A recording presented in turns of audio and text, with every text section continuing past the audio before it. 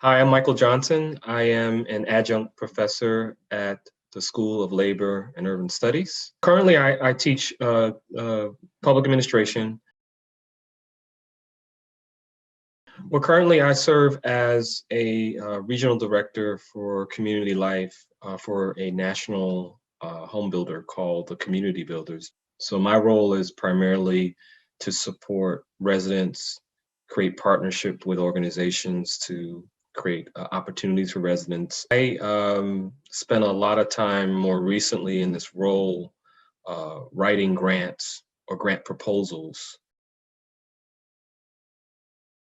I realize that the best writing assignments are often the short ones, the ones that involve a student reading an article or reading some other writing from someone and providing a critique of that or writing a response to that.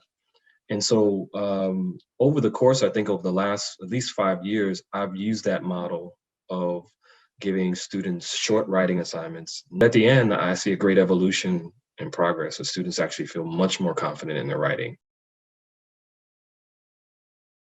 I remember taking a creative writing course when I was in college, and I thought that was probably the best course I took because the professor basically said, you know, there are no boundaries, right, on how you write. Everybody writes differently. Obviously, there's some rules to writing, but feel free to do what comes from inside and what you feel and what's lived, right, on paper. Some of the best practices that I've shared with students, I often say to them that one, when you begin to do a writing assignment, um, try to one, find a person that you trust that could do one of two things. And you can instruct them to do this. Just read it for clarity. Does it seem clear? Does it make sense? You know, does it have an order to it? And then the other part is that you may ask them that I don't want you to do that. I want you to see if what I said is actually being said. I want you to just focus on the content. You know, as the audience, do you understand what I was coming across in writing? The other part that I think is important as another best practice, if you cannot find a person to help you, is to begin writing your paper, outlining it, and putting it together, and then put it aside for a few days. And you'll all be amazed. I should say that to the students that you'd be amazed that when you have a fresh look at something 3 days later, it changes your perspective, and you notice things that maybe you didn't notice when you started writing 3 days ago. I joke to students and say that when they write and then they come back, they say, "Did I really write that?" And it's like, yeah, you did write that.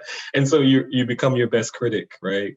After you've looked it over. It was a class at UVA, it was University of Virginia. There was one time I wrote a short story, um, uh, um, narrative, fiction, of course.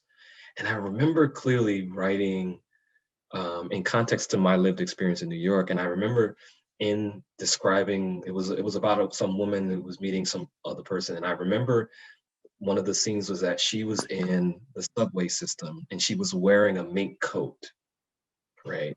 I believe I remember that distinctly. And I remember the professor was sort of taken aback. It's like, mink coat, New York? That doesn't sound realistic. And I was like, well, for me, it is. In New York City, people are walking the subways in mink coats. True. Like you Yeah. literally see people, wealthy Yeah. people, and see people, you know, in those kinds of attire.